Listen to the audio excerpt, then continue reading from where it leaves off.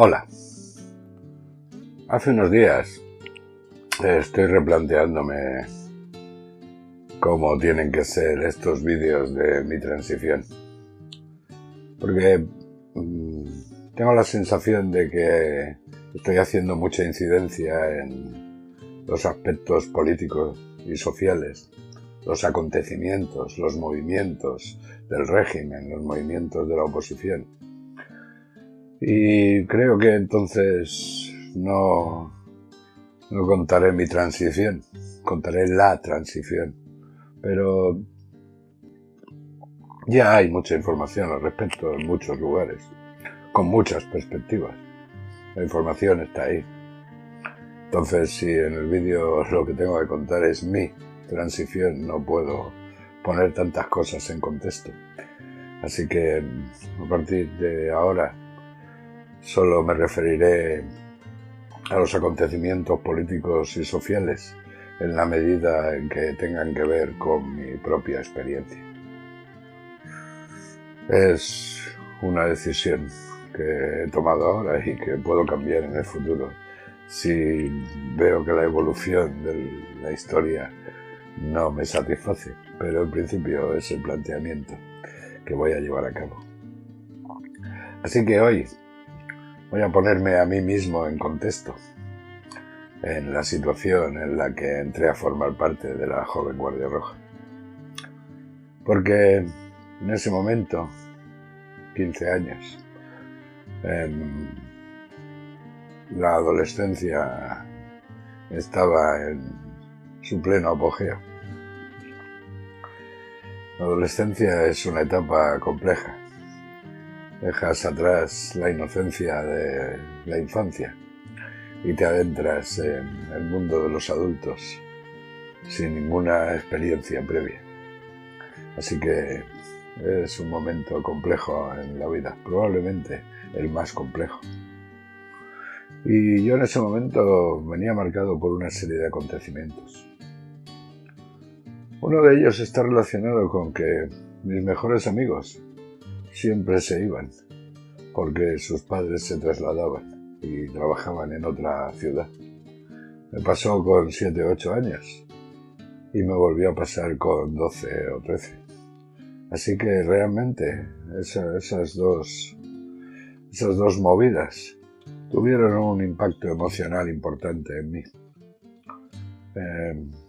Me sentía solo, me sentía abandonado y sobre todo recelaba ya de entregar mi amistad y mi confianza a cualquiera que me podría dejar en cualquier momento. Y eso fue significativo en mi vida, no solo en la transición. Además hay otro acontecimiento que parece remar en la misma dirección. Es absurdo, pero es así. Que fue que tuve que repetir el primero de bachiller.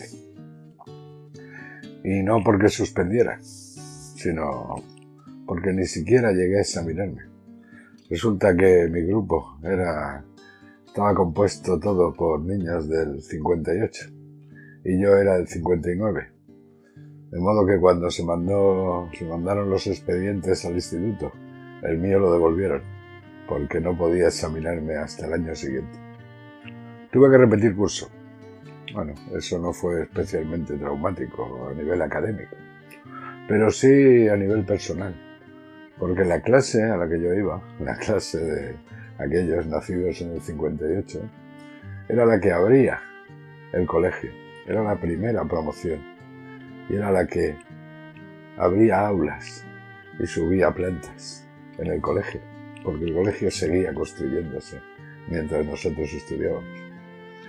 Y salir de ahí, ir con el grupo de los que nos seguían, a los que conocía mayoritariamente, claro, rompió los vínculos con mis compañeros de los primeros años y no llegué a establecer los mismos con mis compañeros de los siguientes años. Así que tengo que asumir que mi situación personal en ese momento era de cierta desconfianza hacia entregar la amistad, porque hay una manera de evitar que te quiten algo, que es no tenerlo. Es un poco absurdo, sí, pero muy eficaz. La cuestión es que cuando me integré en la Joven Guardia Roja, lo hice con mucha energía, porque en realidad necesitaba integrarme. Tenía una vida social aceptable, conocía a mucha gente, trataba con mucha gente, pero no profundizaba en ninguna de esas relaciones, por causa de lo que acabo de explicar. Pero integrarme en un grupo organizado, en un grupo clandestino, en un grupo en el que había riesgo, en un grupo en el que todos dependíamos de lo que hacía el otro, eso fue fundamental para mí, porque me generó un nuevo sentimiento de pertenencia. Dejé de estar solo para formar parte de un sistema muy intenso.